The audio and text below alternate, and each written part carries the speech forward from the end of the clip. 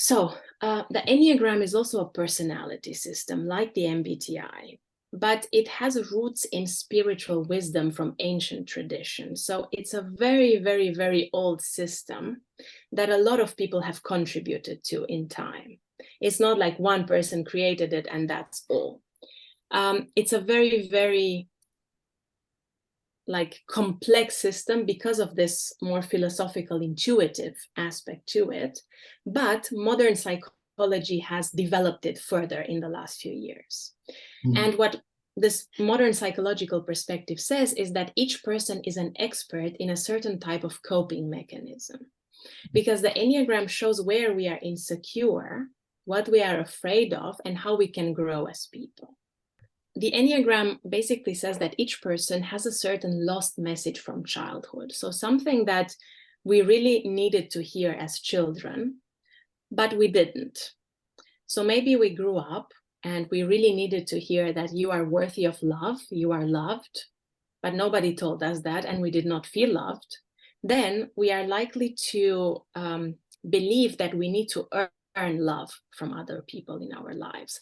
So we often feel like we need to prove our worth, because if we don't, then nobody will love us. This is just an example. And the Enneagram says that there are 9 types in total, numbered from 1 to 9. You can see here on the circle. And each person tends to have one dominant type, which tends to stay stable throughout the life. However, we still will find elements in all of the other types that we will resonate with, because they all describe human emotions and human insecurities. It's just that some will be much stronger and some will not be so strong for us. And also a misconception about the Enneagram is that it puts us in a box. This is a misconception about the MBTI too. And I really disagree with this, because it doesn't put you in a box. It doesn't tell you that you are like this and you cannot change. It just tells you, look, these are your patterns so far, and this is how you can grow. This is something that you can do after this as well. So it shows us also the dynamic aspects of our personality. There's another layer that the Enneagram brings. Enneagram defines personality a little bit differently than MBTI does. And it says that our personality is kind of like a mask or a shield that we put around us. And this mask or shield is comprised of our fears, our beliefs, and our reactions that are based on these fears and beliefs. But deep down in every human being, there's more than personality. It's something that we call essence, our true self. And this is a very abstract term. It's not like you can define it in one sentence and that's, the correct answer. But it refers to something deeper within the individual, which remains stable even when, certain things about you change. Because, for example, when you develop yourself based on your Enneagram type, you might realize that you have certain fears and that it's not necessary to always react based on those fears. And that's where your essence will come up. You will start becoming more aware and more mindful of your patterns, and will stop yourself from reacting based on those patterns. So the benefits are understanding our triggers and insecurities, seeing these triggers, but also moving past them, not always reacting based on them. And then as a result, becoming more confident, being more compassionate with ourselves, but also more empathetic and compassionate towards other people, which is something that you, Kyle, have also mentioned a few minutes ago. But, and there's a but here, be very careful when you use typology in general, not to take it to an extreme. So typology is supposed to be a tool that helps us educate ourselves about us and about others, but it shouldn't be an excuse for bad behavior. So if I say, oh, the reason why I'm people-pleasing and manipulating you is because I'm a type 2, and that's it, I'm not going to do anything about it, that's just a way of excusing my bad behavior without taking responsibility for myself.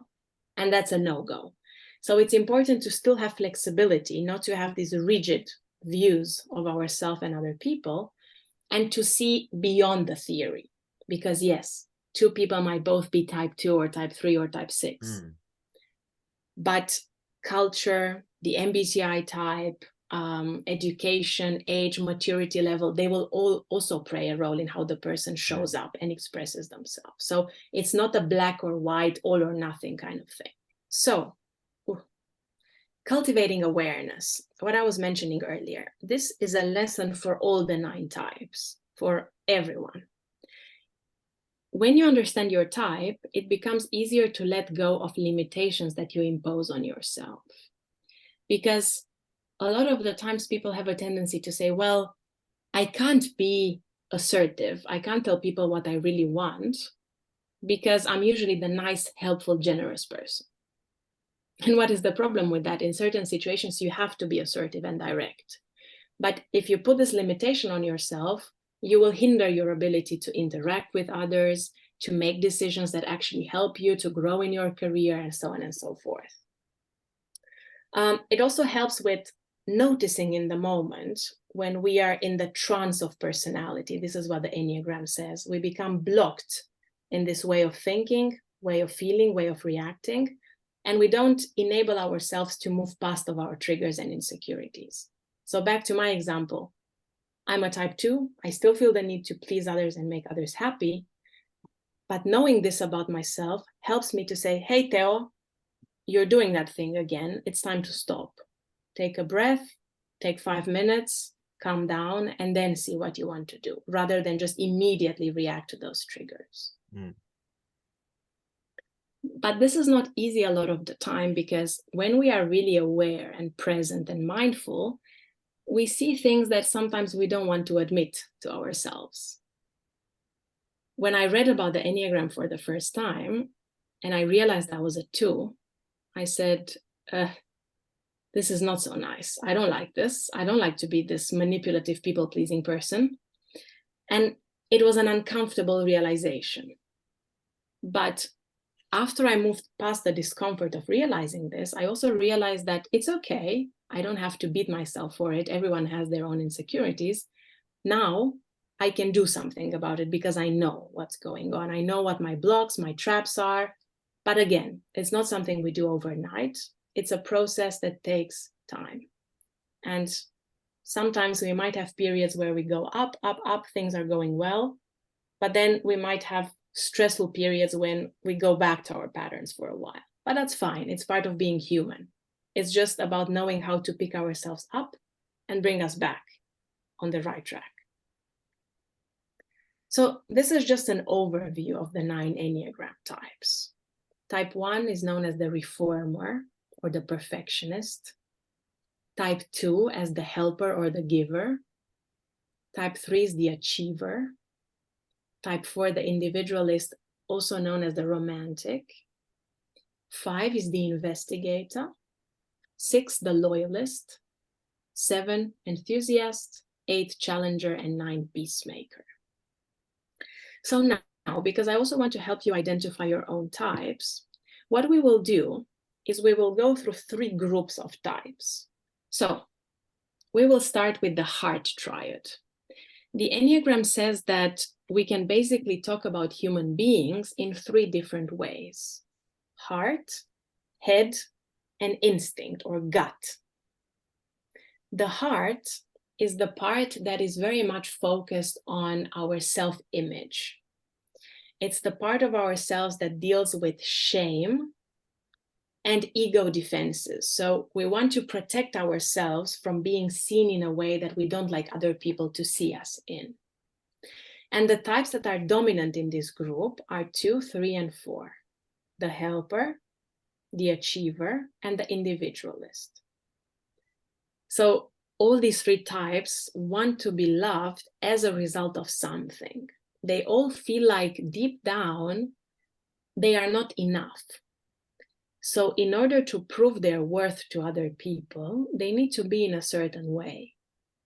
And very simple logical correlation. If type 2 is the helper, they will be giving and helpful to others to get love. Type 3 will focus very much on being successful. Type 3s are the types who go to work and hustle and hustle and hustle to make sure everything is done right, and everybody sees that and praises them for the things that they do. They feel like only by being successful do they deserve to be loved and appreciated by other people. And type 4 is a very introverted type usually. It's a type that feels like they need to be different, special, unique, authentic. So only by being that do they deserve to be loved and appreciated by others. And this table here shows us how the fears and desires of these 3 types show up. So type 2 feels like they have this deep fear that they are unworthy of love from others. So their desire is to be deeply loved. Type 3, the achiever, feels like they are worthless, they have no value. Therefore, they want to be valuable. They want to contribute, to do something extraordinary. And type 4, the individualist, fears being without identity. So the desire is to be authentic, to be myself. So obviously, based on these fears and desires, the types will have a certain description. So I told you about myself that I'm a type 2, the helper. The common theme for type 2 is I want to be seen and I want to see myself as loving, caring, selfless, kind, warm, thoughtful, considerate. All attributes relating to supporting others, giving to others. Type 3, the achiever, wants to be outstanding. They want to create things or to have results that are remarkable. They want to go to work and be the very best at what they do. They want to be attractive, effective, admirable, to feel like they have no limits. They can achieve extraordinary things that nobody else has ever achieved. And type 4, the individualist, wants to be seen as this introverted, unique, intuitive, sensitive, quiet, different person. So a person that doesn't like to, be the center of attention, but rather someone who's complicated, complex, that you can't understand very easily. We'll move on to the next group. This one is the head triad, also known as the thinking triad. And here we have types 5, 6, and 7, the types that are mostly concerned with security and safety. So the first group of types are very focused on their image and wanting to be loved.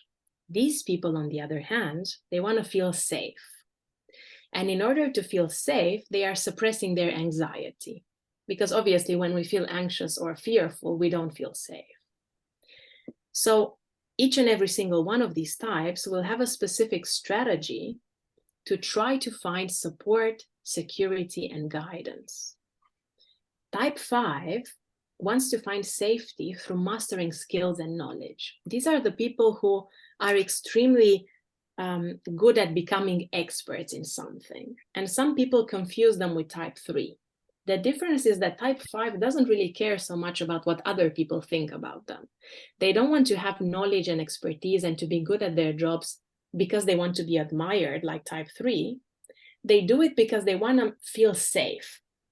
I once was working with a client in my coaching sessions who's a type 5, and he said to me, I studied mechanics for 20 years. I was an expert in my field.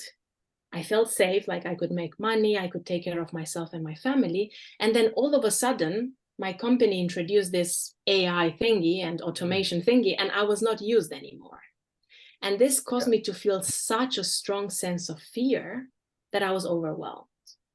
So this is the motivation. It's quite different from type 3, even though on the outside, they can be quite similar, both very hardworking, very dedicated to their goals. Type 6, the loyalist, is a type that is obsessed with connecting with other people, being loyal to them, because they feel like otherwise nobody will ever support them or help them. They feel like if they are on their own, they cannot support themselves, they cannot provide for themselves. So they are constantly looking for support in relationships, at work, sometimes at the church, or in a certain belief system outside of themselves. And they kind of secure a social contract with others by being loyal. They say, well, if I'm loyal to you, you will be loyal to me in return, therefore I will be safe. You will not leave me. And then type 7, the enthusiast. This one is quite strange. I always like to say that it seems to be the paradox. Like, really, type 7 is an anxious type and a safety-oriented type? Well, it is, because 7 has probably the strongest fear of missing out, FOMO. 7 always wants something new and exciting and different, a new experience, a new relationship, something else. And the reason for that is not because they are just excited, but also because they are afraid that if they stay in one place, they will be stuck and they will feel pain. And that makes them feel completely unsafe. So they want to escape those feelings by constantly looking to new things. And again, a table that summarizes the fears and desires. Type 5 is afraid of being useless. So their desire is to be competent. Type 6 fears being without support or guidance. So their desire is to be safe. And type 7, the enthusiast, is afraid of being trapped in pain. So the desire is to be happy. So far, out of these 3 types, which one resonated the most and why? We also have these adjectives here that I've already described. So the last group is also known as the instinctual triad or the gut triad.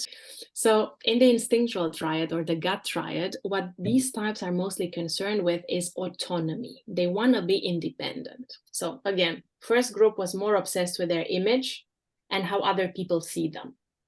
Next group was more concerned with safety and security. And this group is more concerned with autonomy or independence. Deep down, they have a sense of anger or rage that they want to suppress. And this means that they have a lot of resistance to being controlled, especially by other people, but sometimes also by themselves. So there tends to be kind of like a paradox in the way they look at control. Again, what all of them have in common is that they want autonomy, and they have a specific strategy to do that. Type 8 wants autonomy by controlling the external environment. They are also known as the challenger. And I can say that in corporations, in companies, a huge number of managers are type 8 because they are extremely good at controlling external things, people, projects, tasks, money, to get things done and to move things forward.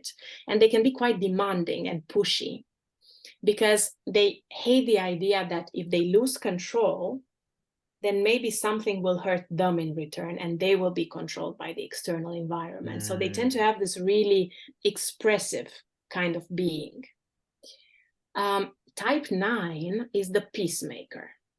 This is a type that wants to resist conflict, whether it's external conflict or internal conflict. Conflict really stresses them. And of course, conflict stresses everybody. But for type 9 specifically, it is more stressful because they feel like if they engage in conflict, they will lose control. So they want to make sure that they stay in this inner sanctum of peace, that things are stable inside of themselves and in their relationships. And in this way, nothing bad will happen to them. That's how they think about it. And type 1, also known as the perfectionist or the reformer, is a type that wants autonomy by controlling themselves. So you see, type 8 controls the outside world. Type 9 resists conflict, both externally and internally. Type 1 wants to control themselves, to do things right, to do things perfectly, to focus on the details and make sure everything is done in the correct way. And here is a table that summarizes that. So 8, the challenger, is afraid of being harmed or controlled. So their desire is to protect themselves. Type 9 is afraid of a loss of connection with others. So their desire is to be at peace. And type 1 is afraid of being corrupt, bad, or evil. So they want to have integrity. This is their main desire. And in order to show up in these ways, they like to see themselves or to identify with these certain characteristics. 8 likes to be seen as strong, assertive, direct, robust, independent, in control. 9 wants to be seen as peaceful, calm, gentle, tolerant, easygoing, natural, flexible. And type 1, the reformer, wants to see themselves as moderate, reasonable, good, moral, prudent, sensible, rational. Again, like we did with the other 2 groups, out of these 3 types, which one do you resonate the most with and why?